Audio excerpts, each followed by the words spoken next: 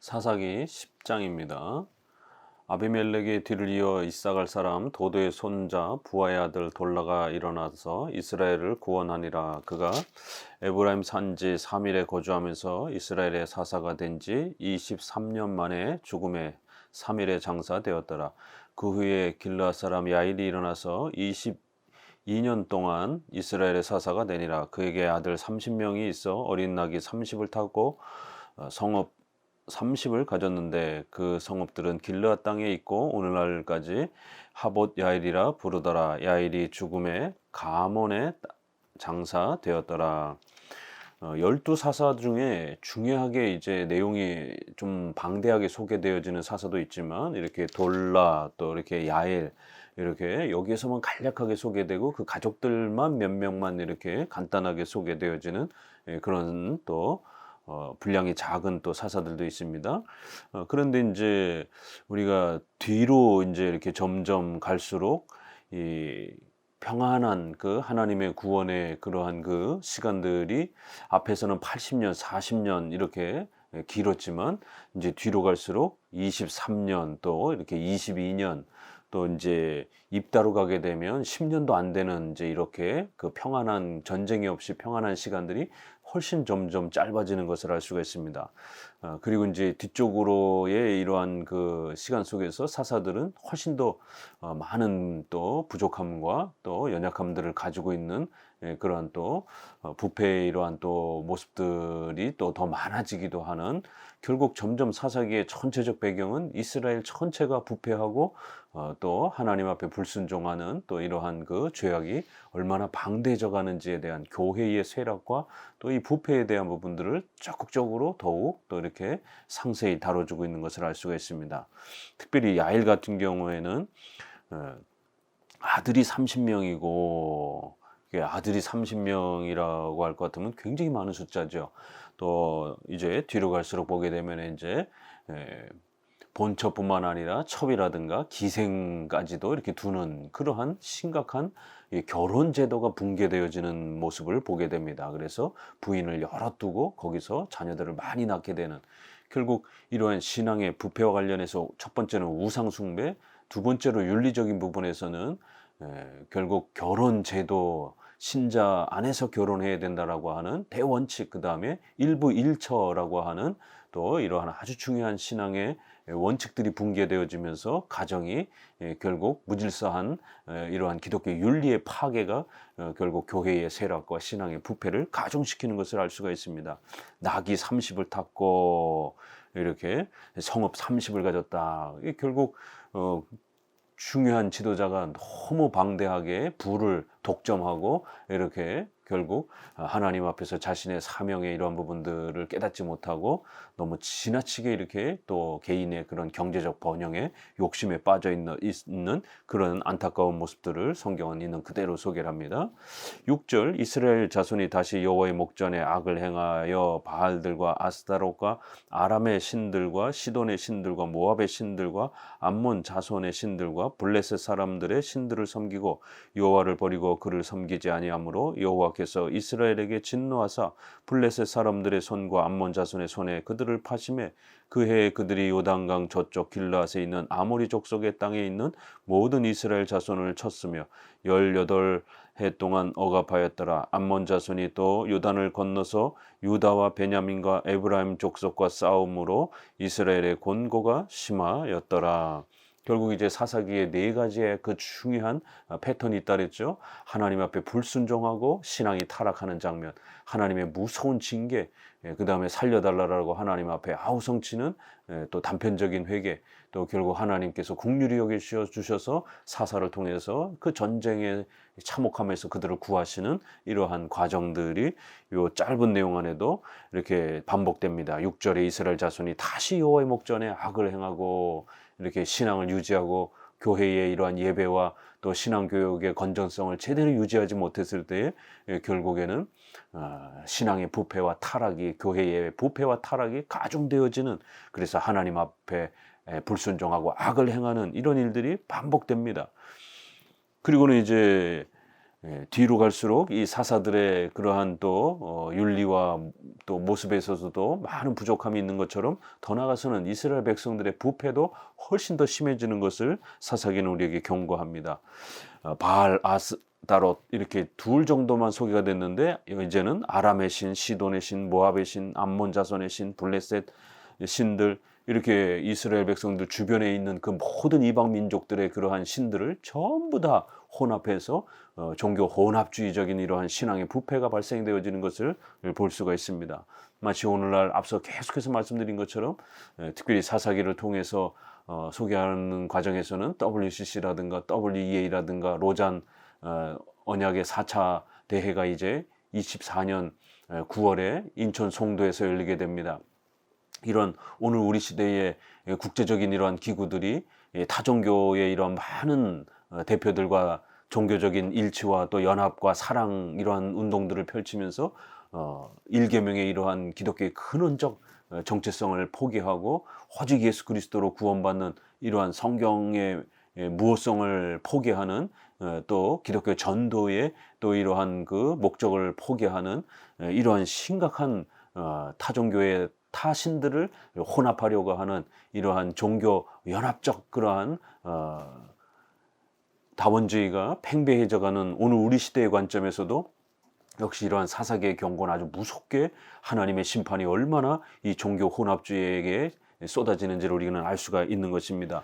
결국 그 당대의 주변의 여러 신들을 하나씩 하나씩 전부 다 그렇게 혼합해서 하나님과 이방 신들을 섞어서 결국 하나님만 섬기자 이렇게 말하지 말고 하나님도 섬기고 이방 신들도 우리가 같이 사랑으로 하나 되자. 타종교를 너무 배타적으로 그렇게 외면하지 말자.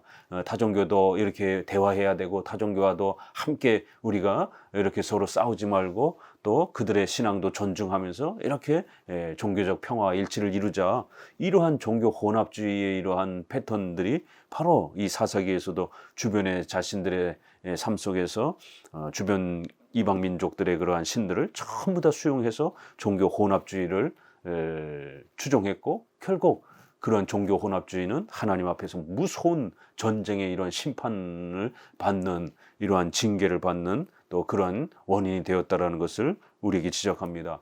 오늘날도 이렇게 종교 혼합주의가 WCC를 중심으로 해서 팽배해져 가면 결국 한국 교회가 하나님 앞에 전쟁 또 전염병 또 자연재해와 같은 이런 수많은 무서운 또 이러한 하나님의 징계를 심판을 받을 수 있음을 우리는 항상 두려워하고 조심해야 되는 것입니다. 결국 여호와를 버리고 그를 섬기지 아니하였기 때문에 이제 하나님께서 엄중한 벌을 행하십니다. 여호와께서 이스라엘에게 진노하사 블레셋 손에다가 결국 이스라엘을 파셨다. 암몬 자손에게 팔아넘겼다. 결국 블레셋과 암몬 자손이 쳐들어오면서 전쟁이 일어난 것은 우연히 일어난 것이 아니라 결국 하나님께서 이스라엘 백성들의 이 종교 혼합주의와 우상 숭배와 또 결혼과 같은 이런 소중한 가정 질서가 다 무너진 기독교의 윤리가 파괴되어진 이런 이스라엘 백성들의 부패와 불순종을 벌하시기 위한 이 자연재해와 전쟁은 도구였다라고 아주 명백히 밝히고 있습니다. 오늘날도 종교 혼합주의와 우상 숭배가 얼마나 심각합니까? 또 한쪽에서는 동성애와 낙태법, 또 차별 전도를 못하게 하는 차별금지법, 이러한 기독교 윤리를 파괴하는 아주 무시무시한 이러한 법들이 결국 주로 미국도 그렇고 우리나라도 그렇고 민주당과 같은 진보적 좌파적 성향의 이러한 그 정당들을 통해서 입법 발의되면서 강력한 위협이 되고 있습니다. 이러한 오늘 우리 시대의 이러한 그 모습 속에서 코로나가 그냥 우연히 터지고 발생된 것은 아닌 것입니다. 하나님께서 결국 이러한 우상 숭배와 종교 혼합주의 또 그 다음에 반기독교적 윤리를 또 펼쳐나가는 이러한 악한 정부와 또 악한 백성들에게 벌을 내리시는 하나님의 무서운 이러한 또 심판의 손길이라는 것을 명심하셔야 됩니다. 그렇기 때문에 우리 특별히 성도들은 이제 정치와 위정자들을 또 뽑고 선거하는 이러한 입장에 있어서 더 이상 이제는 진보적 성향의 좌파적 성향의 이러한 그 위정자와 정당을 성도들은 옹호하거나 그들을 뽑는 이러한 선택을 하면 큰일 나는 것입니다.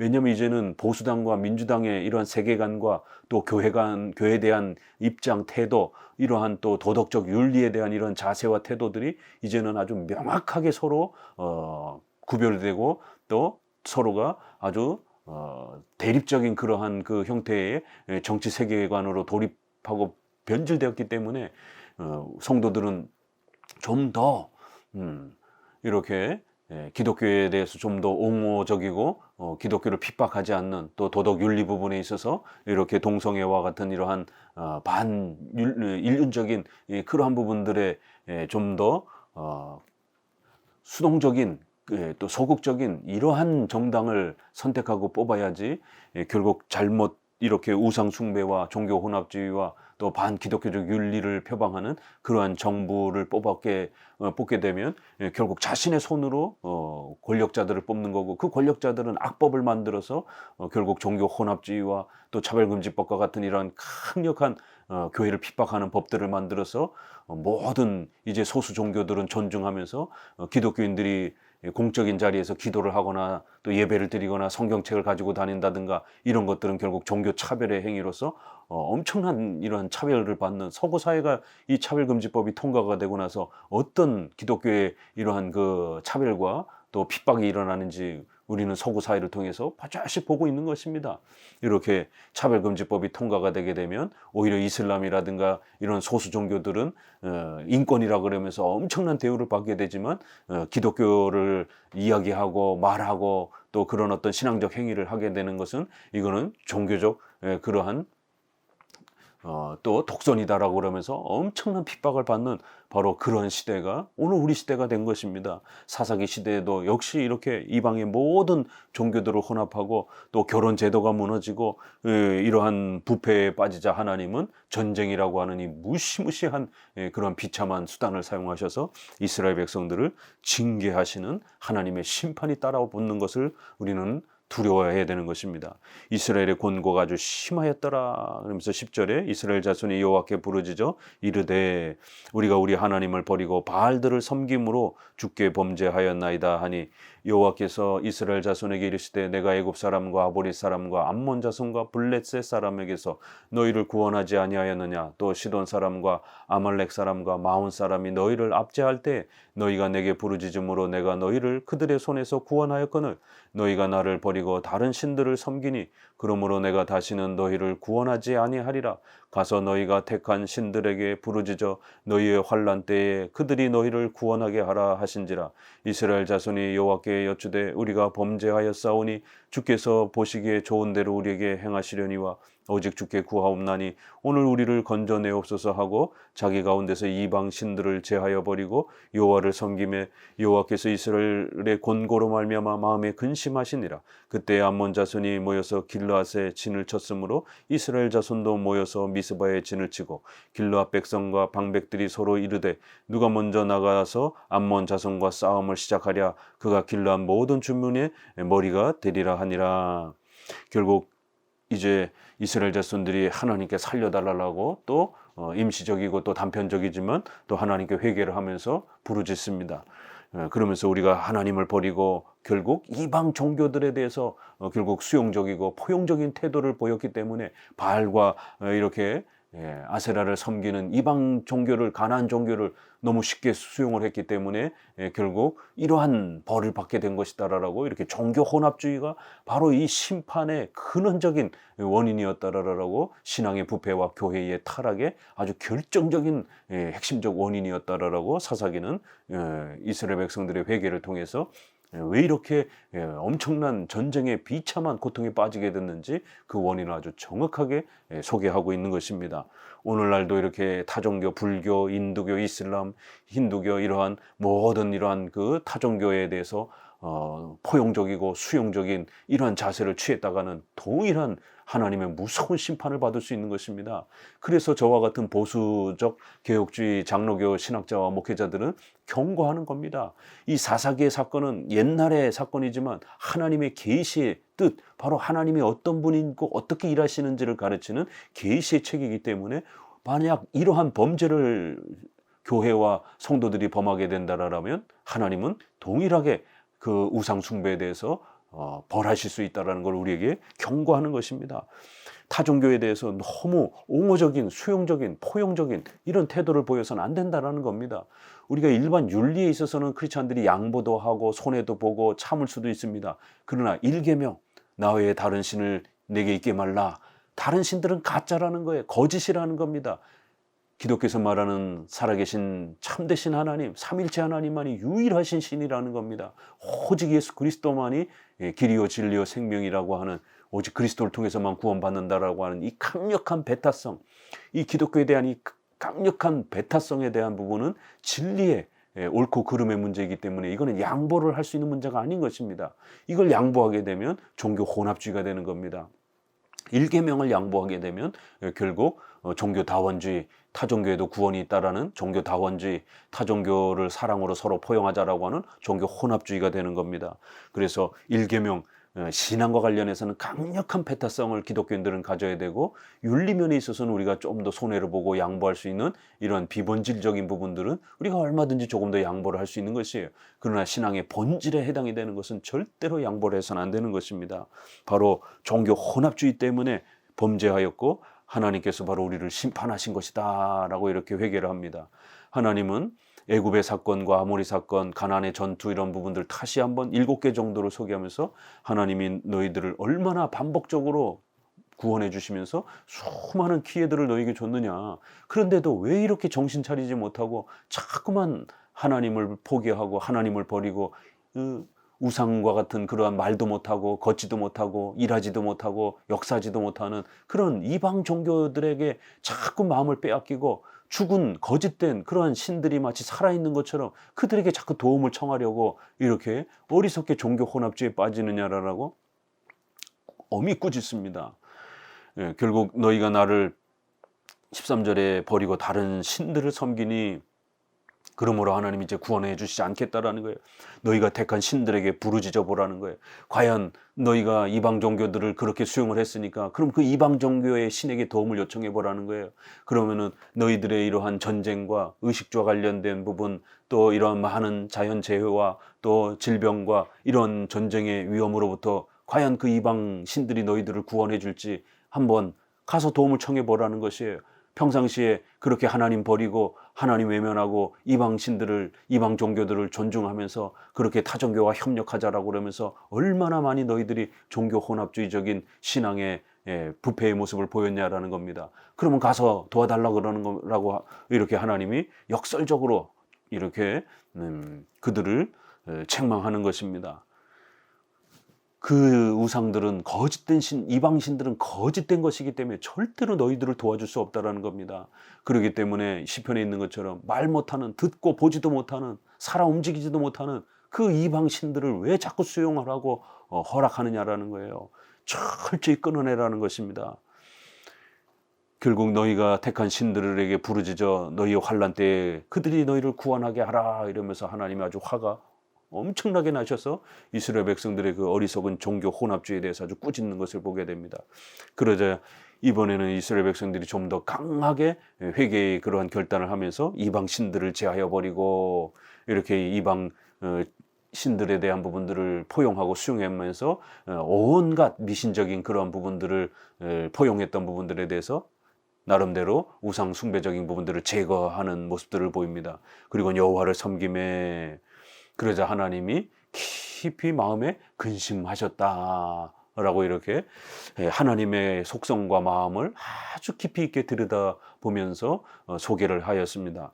하나님께서는 분명히 죄에 대해서는 심판도 하시지만 또 이렇게 회개하고 또 이스라엘 백성들이 잠시라도 또 이렇게 하나님 앞에 돌이켜서 회개하는 모습을 보이니까 하나님은 또 그들에게 내리셨던 심판에 대해서 아파하시면서 또 그들을 불쌍히 여기시고 긍휼히 여기시는 또 이런 하나님의 자비로우신 또 하나님의 속성과 마음이 있는 그대로 표현되면서 하나님이 깊이 고민하시고 아파하시고 하나님께서 이스라엘 백성들의 그 죄에 대해서 하나님께서 몹시 이렇게 또 근심하셨다. 이렇게 하나님께서 인격적인 그러한 그 속성을 가지고 계시기 때문에 우리가 범죄하는 것에 대해서 우리가 또 하나님의 심판 때문에 힘들어하는 것에 대해서 하나님이 또 우리를 얼마나 불쌍히 여기시고 긍휼히 여기시고 아파하시는지를 이렇게 하나님은 어떤 분인지가 이렇게 심판을 내리면서도 동시에 그 이스라엘 백성들의 괴로움과 탄식에 대해서 하나님께서는 인격적으로 또 우리의 그 아픔들에 대해서 공감해 주시고 우리를 불쌍히 여기시는 그 마음에 하나님 마음에 아주 강렬한 그 요동하는 그 하나님의 마음에 아파하시는 그러한 하나님의 속성을 이렇게 아주 상세하게 사사기를 통해서 우리에게 드러내면서 하나님은 어떤 분이신가를 우리에게 아주 놀랍도록 소개하고 있는 것입니다. 결국 이스라엘 백성들은 누가 먼저 싸울까? 이 지도자가 없는 거예요. 결국 이스라엘의 결국 훌륭한 지도자도 사라졌고 종교 지도자도 사라졌고 또 나라를 이끌 이런 지도자도 사라져서 결국 이스라엘이 완전히 무질서 속에 빠져버린 심각한 타락의 모습을 사사기는 이렇게 보이는 겁니다. 오늘 우리 시대에도 좋은 위정자도 기독교적인 이런 좋은 위정자도 참 나오지도 않고 또 훌륭한 목회자와 신학자들도 제대로 이렇게 배출되지 못하는 한국교회의 심각한 부패와 타락을 보게 됩니다. 90%, 90% 이상이 이런 진보 좌파적인 이러한 성향의 목회자들이 대부분입니다. 특별히 개혁주의권 내 유독 더 그런 현상이 강합니다. 이것은 이제 특별한 이유가 있습니다. 그건 또 나중에 기회가 되면 말씀드리고요. 그래서 개혁주의 청교도 이러한 것을 추구하는 목회자들 중에 좌파 성향의 이런 민주당을 지지하는 이러한 지나친 이런 사회정의 인권 이러한 그 가난한 자들에 대한 이러한 정의에 대한 지나친 이 콤플렉스에 빠져서 특별히 자기들의 이러한 또 80년대 이런 운동권 하면서 반미 투쟁하면서 이렇게 보냈던 그러한 세계관들을 목사가 되고 나서도 버리지 못하는 이 40대 50대의 유달리 이런 개혁주의를 하는 목사들 중에 좌파적 성향에 아주 이러한 그 빠져 있는 분들이 굉장히 신학자들도 많습니다. 그래서 개혁주의 하는 목사들 중에 좌파적 성향이 있다라면 상당히 주의해서 보셔야 됩니다. 저와 같이 보수적 성향의 또 이런 개혁주의 장로교를 이렇게 부르짖고 외치는 목회자들은 1, 20%도 안 될 정도로 시기합니다. 오늘 우리 시대에 좋은 종교 지도자 또 훌륭한 정치 지도자가 얼마나 필요한 시대가 되었습니까? 마치 사사기에서도 머리 역할을 할 수 있는 그러한 훌륭한 지도자들이 없어서 심각한 그러한 국가적 위기에 빠져 있는 이러한 사사기를 엄중히 또 우리는 깊이 주의 깊게 또 읽으면서 오늘 우리 시대의 교회의 부패를 어디서부터 그 원인을 추적하고 찾아야 되는지 또 어떻게 또 극복해내야 되는지를 이런 사사기를 통해서 우리는 더욱 잘 깨닫고 배워 가셔야 되는 것입니다. 감사합니다.